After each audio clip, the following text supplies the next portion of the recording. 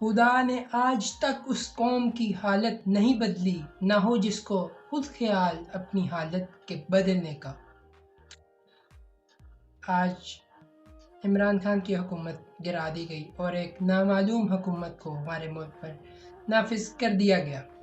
ایک کہاوت ہے، جیسی قوم ویسے حکمران۔ 4 اپریل 1979 جب ذوالفقار علی بھٹو کو پھانسی دی گئی اور ان کے وکیل بعد میں یحییٰ بختیار جب ان کی فاتحہ خوانی کے لیے ان کی قبر پر گئے تو وہاں پر جیالوں نے ان کو گھیر لیا اور کہا کہ آپ ہمارے لیڈر کے سب سے قریب تھے، کیا ہمارے لیڈر نے ہمارے لیے آخر میں کوئی پیغام چھوڑا؟